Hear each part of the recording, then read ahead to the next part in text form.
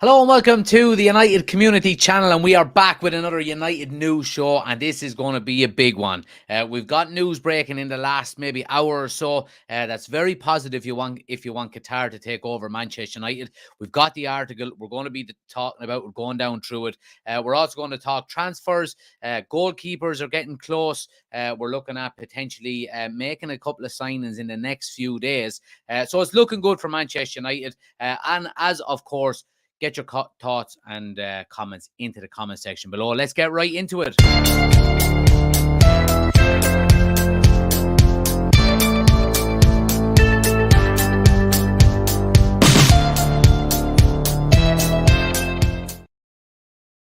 But yeah, guys, we're back with another news show. Really looking forward to this one. We've plenty to get our teeth into. Ben is in. I see you there. Brush is there as well. Good to see you guys. Plenty of people coming in. Smash the like button if you haven't already done so. As you know, it helps out the channel an awful lot. But as you can see, we start off with the big breaking news in the last few hours is that Qatar-based Sheikh Jassim is confident of beating Jim Ratcliffe in relation to buying Manchester United. So basically, this is coming from, let me just move up my seat a little bit. This is coming from Bloomberg, which is a New York-based business outlet. It's a business news outlet. So they're basically on the pulse. They've got nearly 10 million followers on Twitter. So look, these guys are legit.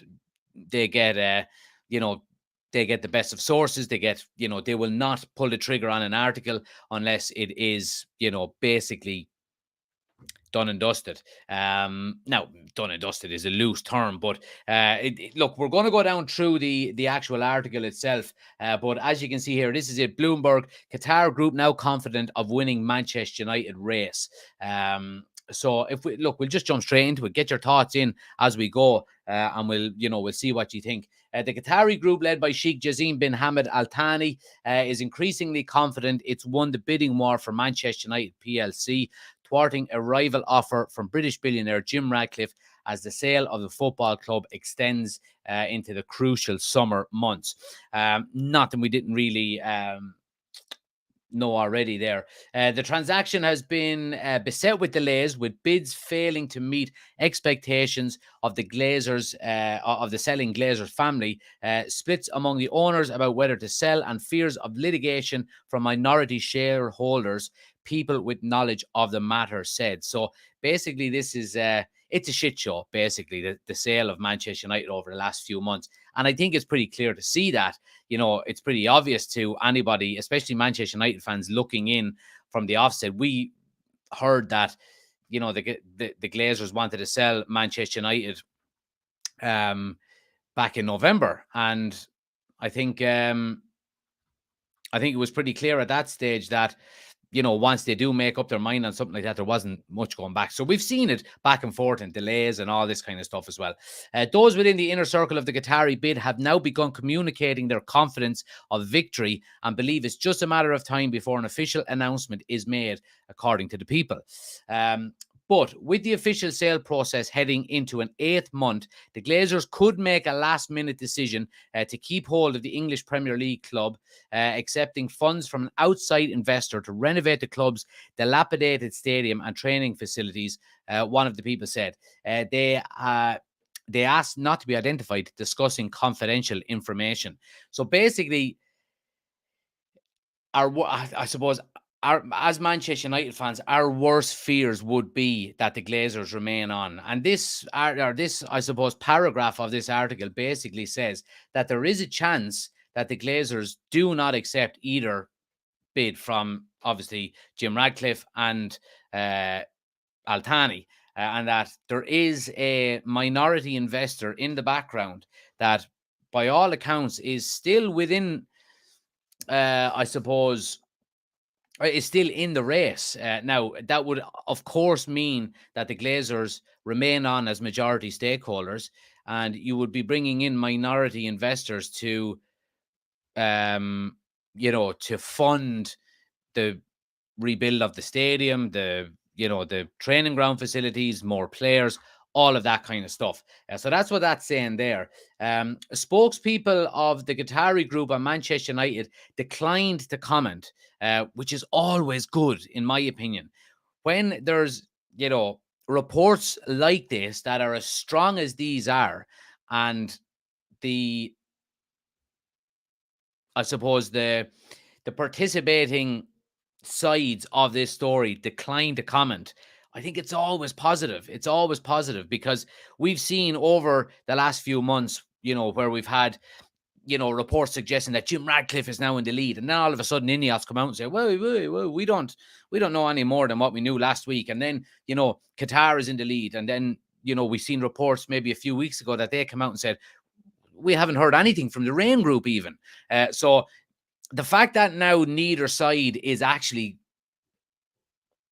commenting on it and refusing to comment on the situation, I think is a very positive, I suppose, caveat, and you could say, okay, maybe something is going on here.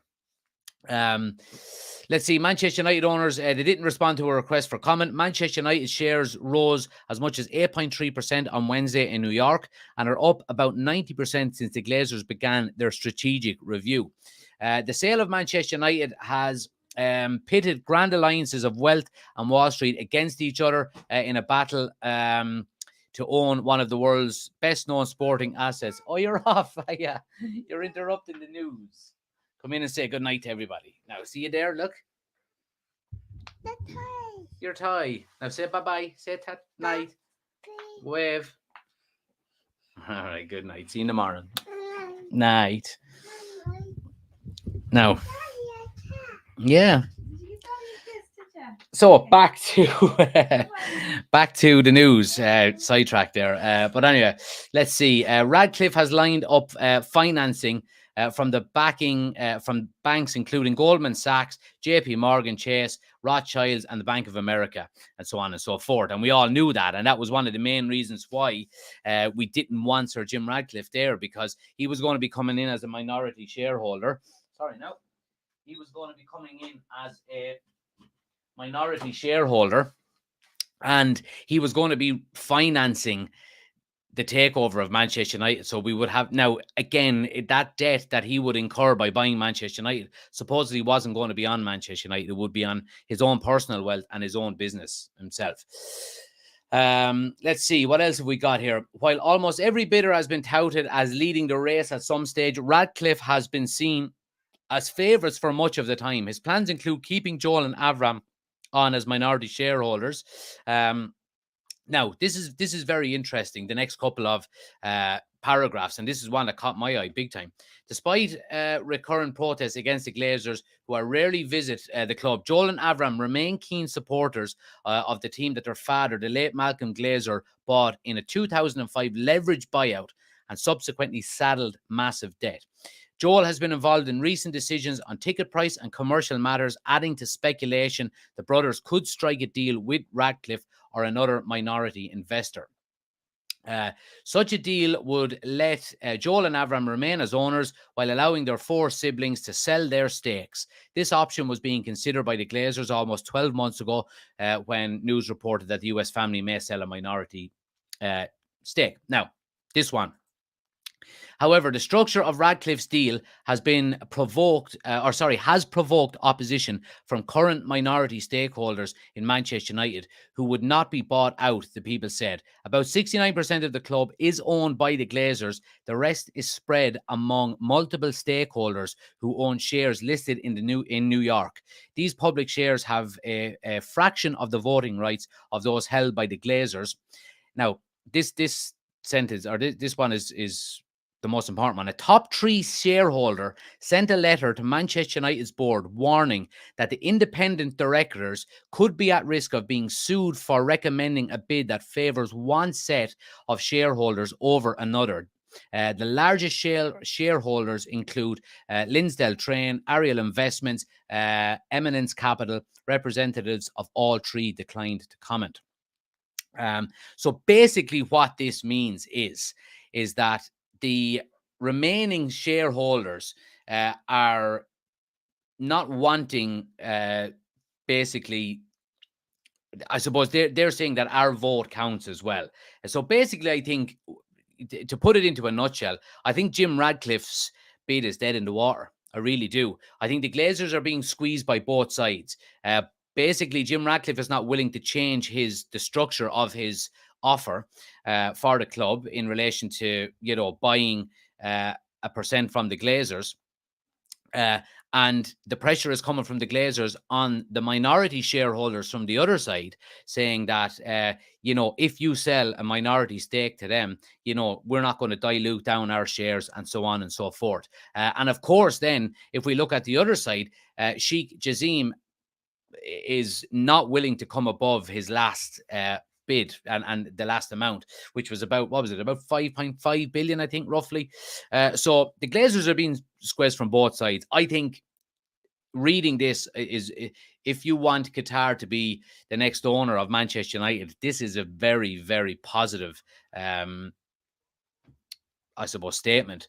It is unclear when the decision will be formally announced. The religious festival of Eid al-Adha begins this week, and Manchester United are preparing for their tour of the US. As the sale unfolds, Manchester United has about 260 million available for players to purchase in the transfer window. One person familiar with the situation said, they said, though the financial fair play rules meant that not all the amount would be spent. Okay, Breed, let's break down some of it. So that's basically it. And look, it's very positive news for the Qataris. And I think anybody who wants them in as owners is going to be licking their lips at reading this article, because I think a couple of things to take from it. First and foremost, like we said, the likes of Bloomberg here do not come out with an article like this unless they have got rock solid sources suggesting that what they're saying does have some validity to it. So this article would never have seen the light of day unless there was truth in it. Secondly, like I've said, before, that the fact that neither side is willing to comment right now is always a good sign, because we've seen over the last weeks and months that when we have heard reports similar to this, you would have to say, they've quickly been shot down by whichever side is benefiting from them reports. When Jim Radcliffe was supposedly leading the race, Ineos came out very quickly to say, we're still, no further down the line than we were a couple of months ago, so on and so forth. And then when the kind of pendulum swung the other way and Qatar were touted as being the leaders and winning the race, they were quick to come out and put out a statement saying, we haven't heard back from the Rain Group, so on and so forth. So the fact now that neither side is willing to make a comment, whether it be Qatar, Manchester United, so on, me personally, just in my head, it just makes me think that, okay, something is going on in the background. It really does. I think Jim Radcliffe's bid is pretty much dead in the water, if you ask me. I really do. I don't think the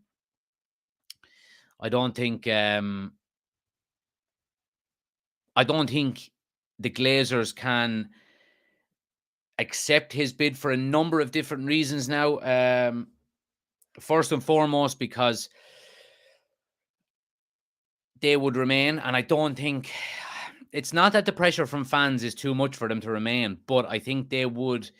I think now is the time to go, and I think maybe they're starting to realize that now is the time to go, even with, talks of the club being up for sale and we're getting closer to the preferred bidder. There's still protests going on, albeit there might not be huge protests like we would have seen against, Liverpool, and is it the Arsenal game, maybe these kind of games that we're still seeing pressure from fans. Fans are making their voice heard, and I think it's time for them to sell now. Secondly, I think, like we said from reading that article, they are being pressured. Pressured is probably the wrong word, but they are,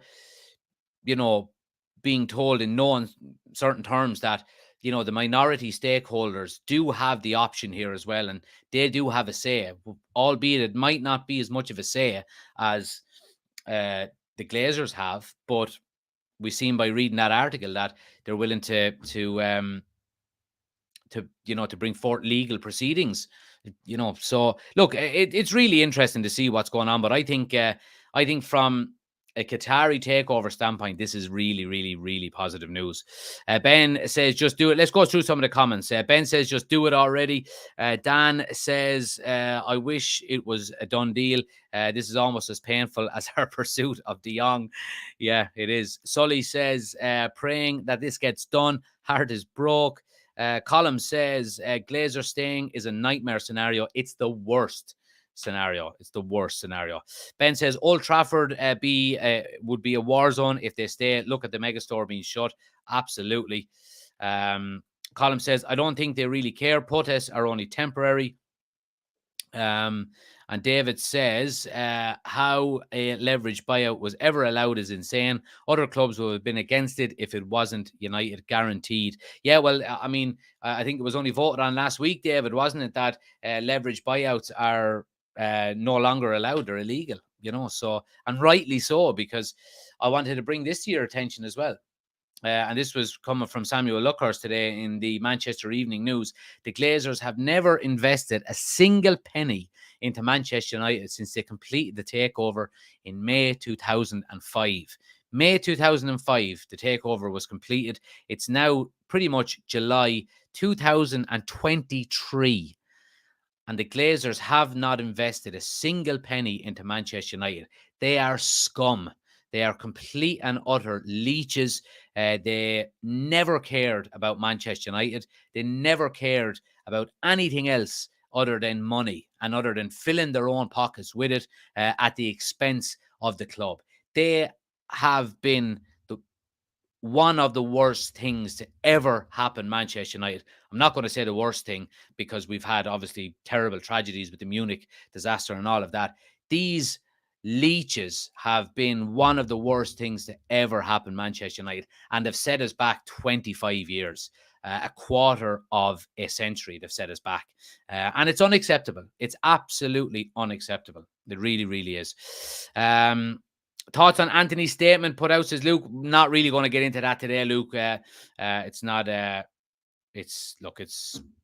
We'll talk about it when we've got some concrete information on it. Victoria says, when is the earliest the deal to buy the club could be completed? So they're saying anywhere between 5 and 8 weeks from a decision being made and the club actually changing hands. Now, if we're looking at what's going on at the moment, has the decision been made a couple of weeks ago that we're potentially unaware of? I don't know, but I think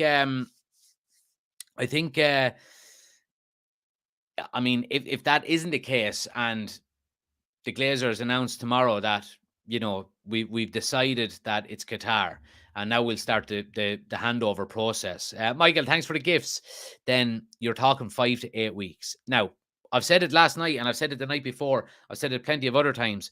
I don't think a change of ownership now is going to have any difference in our transfer budget. I really don't. I don't think we can get it done in time. Now, if Qatar was to be handed the keys tomorrow, then you could say, right, well, you would have an influx of money that you could pay off some debts, or you could get rid of some players. You could generate some more money.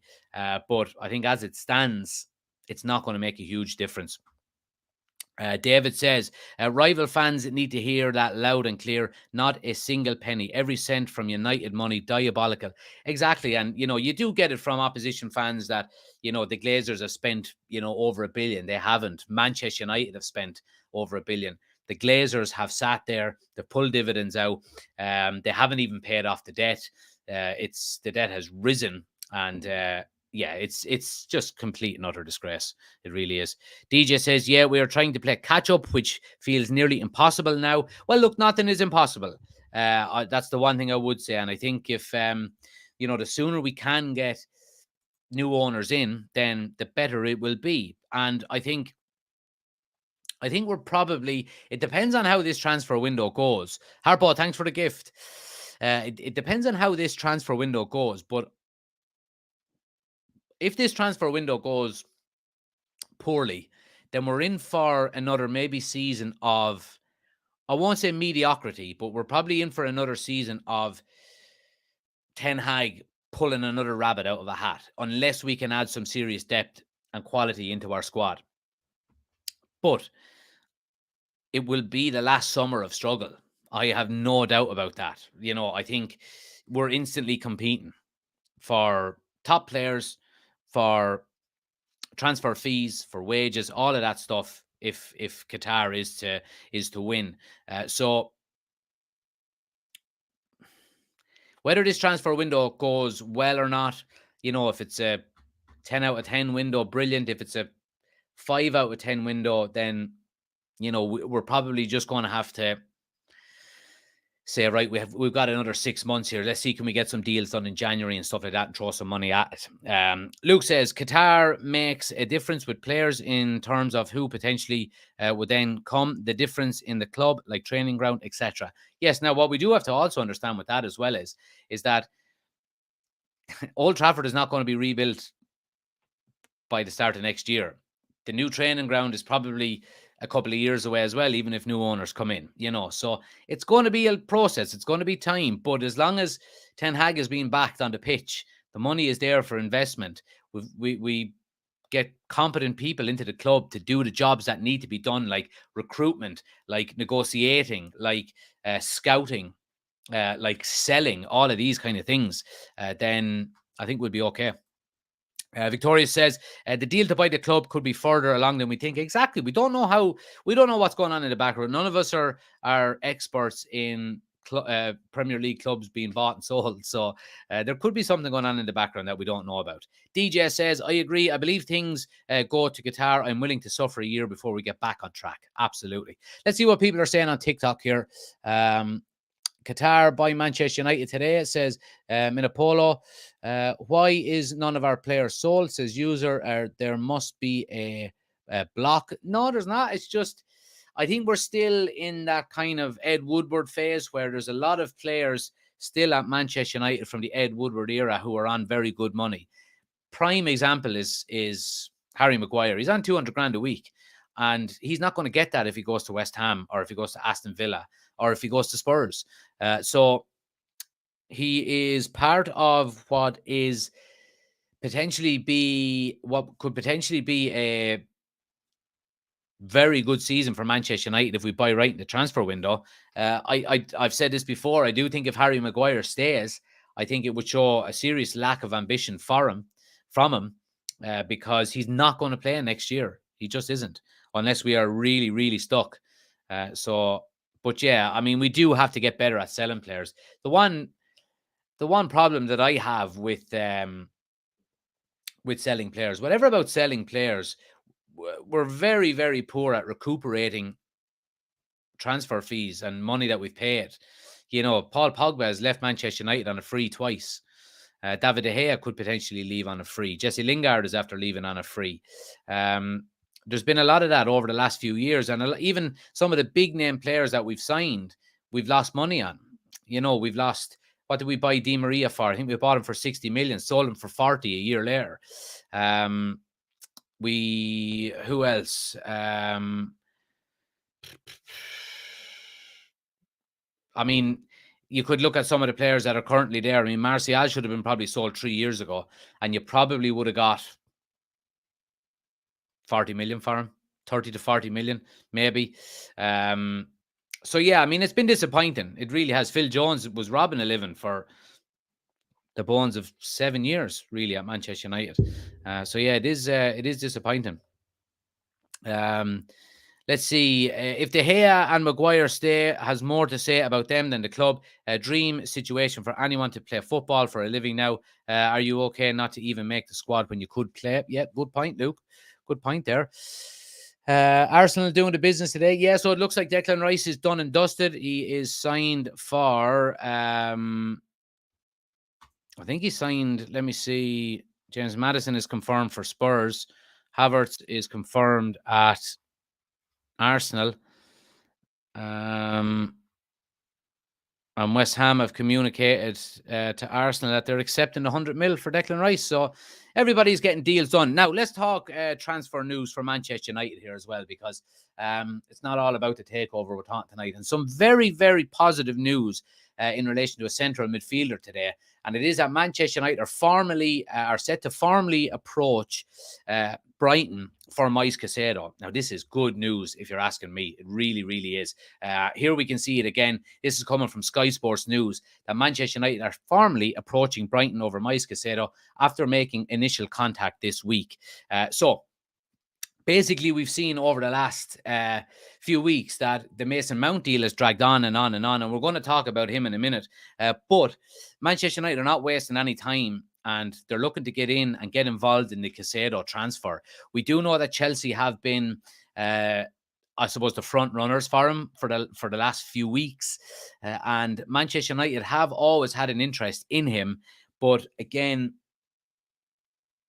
we haven't acted quickly. Now, we've acted in time because he's still at Brighton, you would say, but it does look like we are not leading the race. You would have to say Chelsea are probably ahead of us in that sense. But I mean, it doesn't really matter in that sense because he's not signed for Chelsea. There's still a chance of getting him. Now, I would love Moise Caicedo at Manchester United. He's a completely different player to Mason Mount. So I don't see why people were kind of saying we should walk away from Mount and get Caicedo. I think they're different types of players. Mount is more the Eriksen role. Caicedo is more the Casemiro role. Now, I do think Caicedo has more bows to his string than Mason Mount does. And what I mean in that sense is that Moise Caicedo can play a 6 or an 8, where Mason Mount is only really a number 8. I think he would be a magnificent signing. I really do. And it's something that I am happy about. Like I said, we're not wasting time, letting Chelsea dictate how much we're going to spend. And I am going to get into the Mason Mount in a moment because we are looking to sit down with Chelsea this week. But it does seem like Manchester United, for the first time in a long time, are taking control of their own transfer window and not letting other clubs dictate the price, first and foremost, the speed at which it gets done. I mean, Manchester United are just walking away. We've done it with Harry Kane already. Now, whether we've fully walked away from Harry Kane is another question, but I think if he is to become available, we'll be back there in a heartbeat. But look, Moise Caicedo to Manchester United makes sense. It really does. Manchester United will reportedly kickstart their pursuit of Brighton and Hove Albion's Moise Caicedo in the coming days. That's according to Sky Sports, which confirms the Red Devils have made initial contact over a potential transfer this week. United are now planning a formal approach for the midfielder, who may have been deemed a more suitable option than Mason Mount. The club have seen 3 bids rejected by Chelsea that, given the Englishman has just 1 year left on his contract at Stamford Bridge, they are unwilling to pay over the odds. Great to hear. Great to hear. For the first time in a long time. We've seen over the last 10 years that Manchester United have gone out and paid silly money, and we don't want that to happen. Let's see what people are saying on TikTok here. Ian is saying Qatar announcement on Friday. Shane says United re-signing Bebe and Jemba. Be better some of the players that we have. Let's see. The Ginger Ninja says, just ordered my 23-24 shirt with Fernandez. Happy days, pal. Happy days. Shane says United heading down the panic route, though, and will fork out a fortune again for average players. I don't think we are. United absolutely shocking in the transfer market. Well, look, there's deals being done in the background. We're talking to Mason Mount. We're talking to Caicedo. We're talking to Onana. We're talking to Highland. All of these deals could get done in the space of a week. We could have 3 announcements in the space of 1 day. You would never know. So if in 3 weeks' time, when we're heading off on pre-season tour, we haven't signed anybody, then I'll be worried. But at the moment, and by the way, this day 2 weeks is Manchester United's first pre-season game. I think it's in Oslo, is it? So we will be doing the watch-along for it. There's going to be some crazy watch-along times for the US. They're going to be 2 o'clock or 3 o'clock in the morning, our time. And we're doing them watch-alongs. We are doing them watch-alongs. I will have the alarm set. We'll be up. We'll be ready to go. We'll be doing the watch-alongs live. So anybody, if you're on this side of the world, in Ireland or the UK, wherever it may be, or if you're in the US or wherever you are in the world, we'll be up and we'll be doing the watch-alongs for the entire pre-season. Let's see. Let's see what we're saying. DJ here says United will confirm a youth team goalkeeper soon. David says Caicedo is apparently a United fan. Need to get him in. It's a no-brainer. Imagine United pulled an Essien. Well, you're right in what you said there, David. He was asked a few years ago, what do you want to get out of football? And he said his dream is to play for Manchester United. A ching, come on. Let's get it done. Let's get it done. Get it done. Luke says, how long can Kane say he's not interested in moving? There's nothing that Spurs are doing that even would convince him to stay. Luke says, pints at 2 a.m. Maybe so. I'm not against it. Morning drink, I'm down, says DJ. No Smithics, says Luke. Graham says, get tickets to the Aviva game. I did. I'm going to be at the Aviva game, United, on the 6th of... So that's the only one. I apologise. That will be the only game that I won't be doing a watch along for because I'm going to be at the game myself. Yeah. Other than that, smash the like button, guys, if you haven't already done so. If you are new to the channel, please do hit the subscribe button. Anybody watching on TikTok as well, we've got all the articles up on the screen over on YouTube. If you want to come over and get involved in the chat on YouTube, the link is on my homepage. Make sure you hit the subscribe button as well. But look, let's talk about Mason Mount. Manchester United keen on a swift conclusion for 55 million Mason Mount. It's coming from Fabrizio Romano here as well. United and Chelsea are set to make a final decision on the Mason Mount deal. Direct contacts will take place in the next 24 hours. And that was at 2:45 basically today. So United are going to be sitting down with Chelsea tomorrow to try and get that deal thrashed out. And let's hope we can get it done as quickly as possible. Now, let's see what it's saying here. Manchester United's month-long pursuit of Mason Mount is about to come to a head, with the details have emerged regarding the Red Devils' intentions this week. As reported by the People's Persons yesterday, the club have agreed to hold direct talks with Chelsea to finally put an end to this week's negotiations that have been further corroborated by Fabrizio Romano, basically what we just said there. Now, Manchester United are steadfast on their evaluation of Mason Mount. They are not moving off of 55 million, and rightly so. I think it's the right thing to do. I don't think he's worth more than that. I would rather, if it's between Mason Mount and Moises Caicedo, I'm Moises Caicedo all day, and I would rather pay an extra maybe 25 million for him than I would, Mason Mount. If Mason Mount has been quoted at 55 million and Moises Caicedo at 80 million, just spend the extra 25 million and get a better player in. But I would love both of them. Let me put it that way. Can we get both of them? That remains to be seen. But I think, the reports are positive. Are United talking to Moises Caicedo to maybe as just a backup if Mason Mount doesn't happen? Or are they saying, well, look, this is separate to the Mason Mount deal. We're going for both. I hope it's the latter because, the more midfielders we can get, the better. But yeah, I mean, look, there shouldn't be any more messing around with Mason Mount. I don't think it needs to be done. United need to walk away if they can't come to an agreement with Chelsea.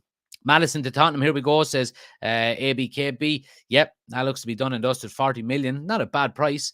Owen says, I'd pay 55 million for Maguire to leave. If I had it, I would.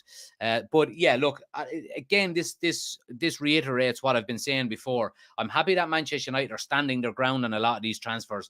I know it can be frustrating that we're not making signings yet, but I think for the long-term success of Manchester United in the transfer market, we need to put a stop to being taken for a ride every time we're looking to sign a player. And we need to build up a reputation that you do not mess around with Manchester United in the transfer market anymore. They will come in and they will give you a fair price and they will maybe negotiate a little bit, but you will not take them to the cleaners. And I think it's going to take a transfer window or two for us to do that, but we need to stick to our guns as much as possible. Of course, as fans, we want players getting in the door. We want signings coming in the door. But I think if Eric Ten Hag is to be successful, we need to give him the players, but we also need to be able to be sustainable within the transfer market over a long period of time and not be taken advantage of. And I think that is, I think that's very important. I really do.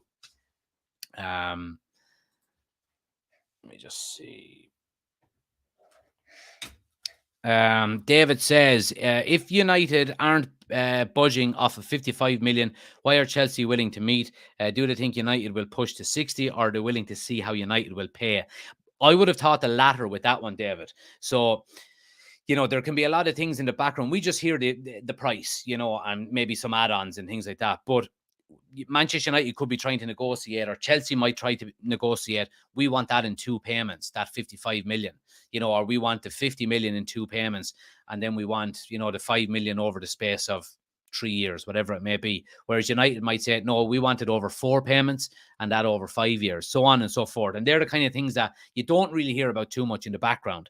Like we've seen reports over the last few days that Manchester United are nearly 400 million in arrears when it comes to past transfers.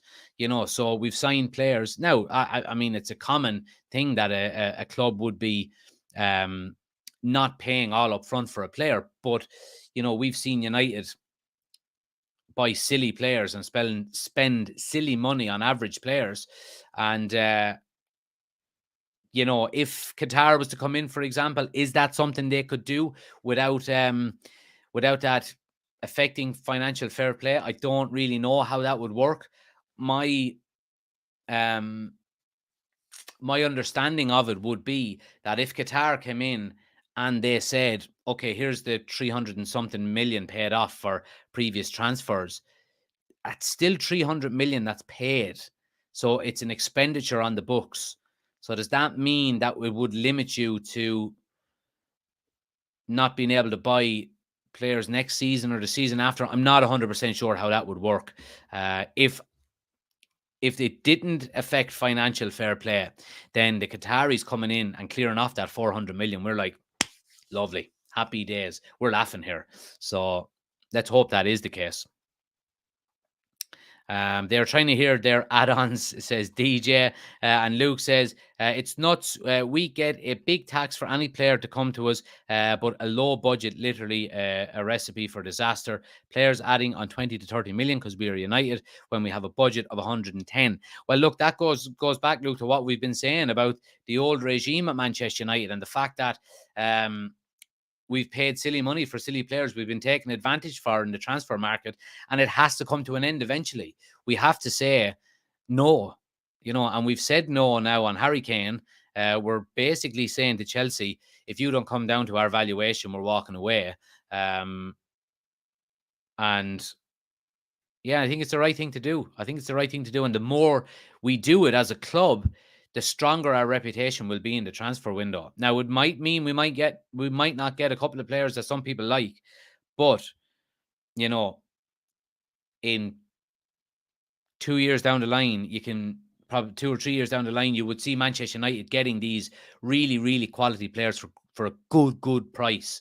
And I think that's what everybody wants to see, regardless of whether you have unlimited funds with Qatar or not. Graham says, thoughts on the Liverpool and Valverde link? 90 million seems like an overspend. Yeah, someone asked me the same thing last night, Graham, and I would be very surprised if Liverpool spent 90 million on him.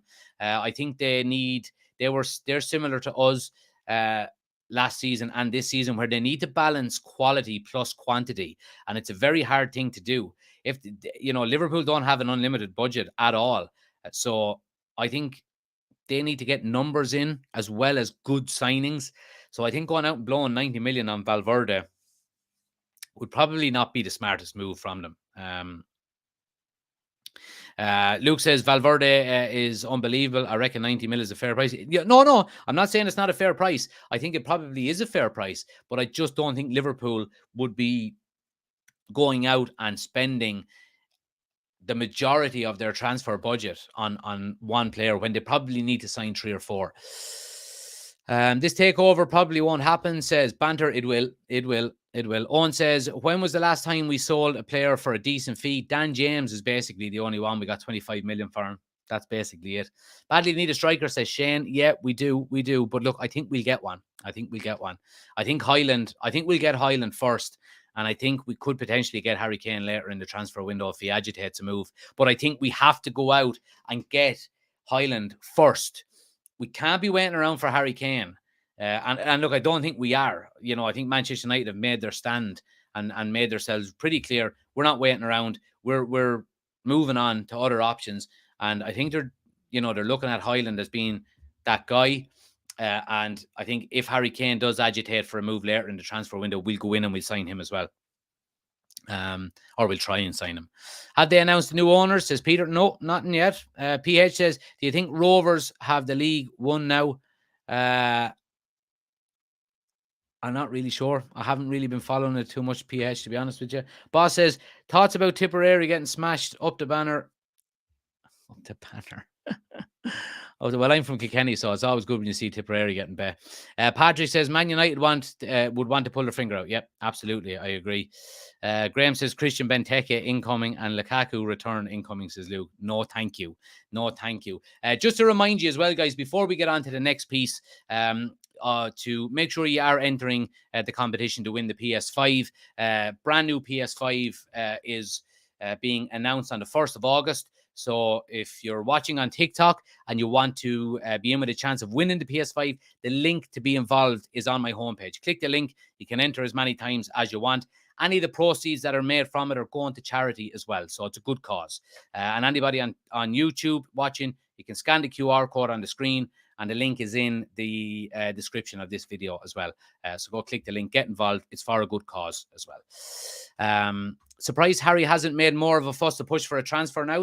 Look, I think a lot of these players are still on holidays. I think, Harry Kane is probably going to come back from his holidays into training at Spurs. Postecoglou, two of them won't understand each other because two of them are barely able to speak English.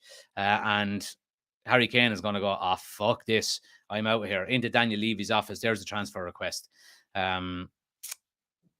But I don't think we'll see an awful lot of movement for big players like that while they're still on holidays. But yeah, Ben says, do we go and get a lone striker in for a year till the mess is cleared up and Kane comes on a free? I wouldn't say so, Ken. Ben. I would say go and get Rasmus Højlund. I mean, the chap is 21, 22 years of age. So you're going to have him for 6-7 years anyway. And if a Harry Kane does come in, you're probably going to get 3 really good years out of him. You could get more depending on, how he maintains himself and all that kind of stuff. But I think if you go and get a Rasmus Højlund, you've got and you improve him, because I don't think he's anywhere near the finished article. You go and improve a Rasmus Højlund, and then you go and get a Harry Kane, whether it be at the end of this transfer window in January, which I think if he does stay at Spurs, there'll be a hell of a lot of pressure on Daniel Levy in January. Or you get him for, you mean with him coming as well? Well, I think if we get Rasmus Højlund and Harry Kane doesn't become available, I think we stick. Now, I want to bring in another report here today, which is suggesting that Manchester United will come close to 69 million striker valuation after 45 million bid, says club president. So basically what this is Gonzalo Ramos has been linked with Manchester United.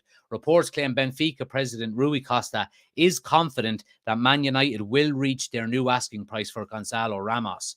The Red Devils are desperate to sign a new striker this summer as they continue their search for Cristiano Ronaldo's successor. After the, blah, blah, blah. We're not talking about him or Piers Morgan. Harry Kane, who could now be on his way to Bayern Munich, emerged as the...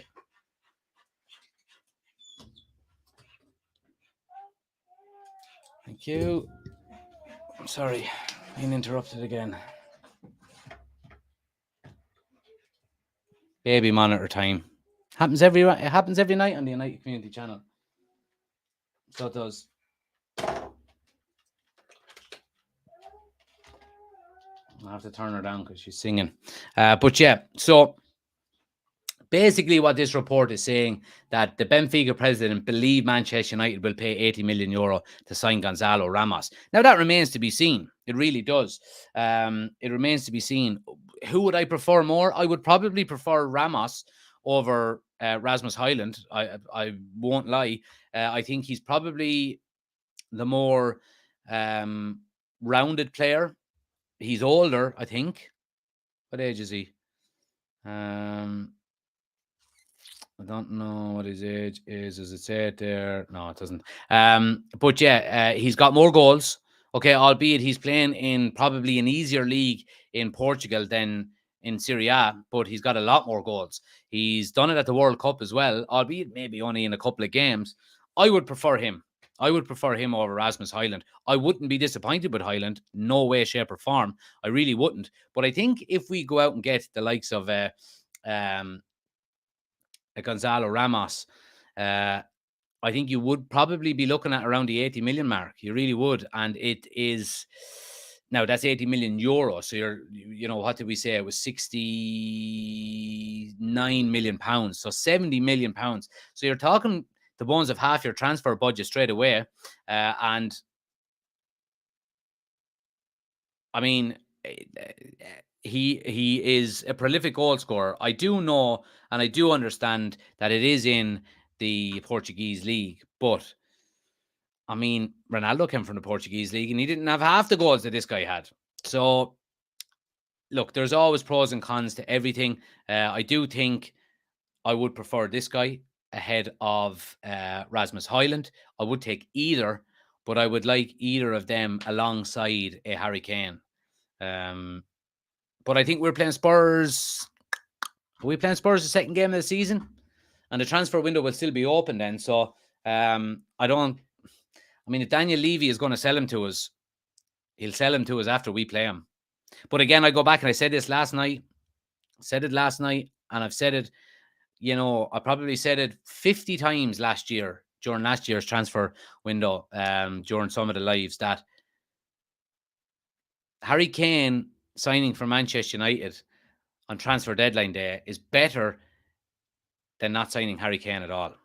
So, and I understand you want players in and you want them at pre-season. We don't want a repeat of last year, where, we go out and lose our first two games of the season. And I think if we can go out and get a Rasmus Højlund or a Gonzalo Ramos early, before pre-season this summer, then it will give us the option to say, we're still in for Harry Kane and we will wait till transfer deadline day for him. And if we don't get him, well, we've still got Ramos. And we've got Rashford that can play up front. And we might just hold on to Anthony Martial or whatever it may be, So, look, I mean, options are there. Finally, I just wanted to mention this as well in relation to the goalkeeping scenario. Inter Milan have started working on signing Anatoly Trubin, who is an option to replace Andre Onana. First dialogues are in progress. So not only are Inter Milan speaking with Manchester United in relation to Onana leaving, they're also speaking to other clubs about potential replacements. To be honest with you, I think this deal is probably going to be our first signing. It really is. It's either going to be this or it's going to be Mason Mount. Is going to be one of our first two signings. Depending on how the talks go tomorrow, it probably will be Mason Mount now that I think of it. But I can see this guy being signed for us before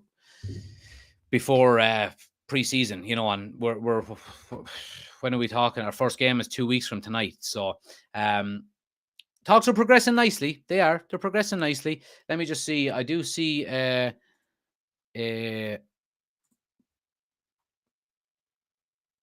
we've got some. All right, so some updates, and that is that.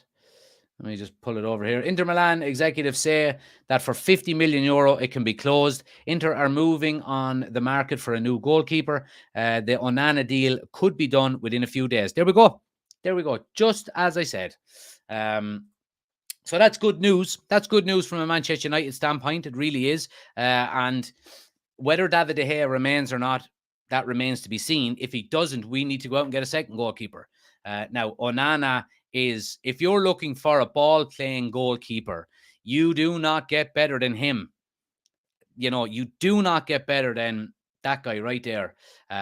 He is the antithesis of a ball-playing goalkeeper. And you've seen him in the Champions League final, how comfortable he is with the ball at his feet. Erik ten Hag has worked with him before. It makes sense. He fits into how Erik ten Hag wants to play. He's a good goalkeeper. He's a character. He has a presence about him. He's the one. He is the one. He is the one you're waiting for. Do, do, do, do. Anyway, I think we'll leave it at that, will we?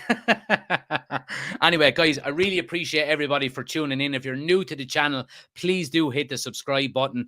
We do these Manchester news shows every Monday to Friday at 8 p.m. Make sure you're subscribing if you're watching on YouTube. Anybody on TikTok, please do hit the follow button as well. We're on the road to 4,000 followers.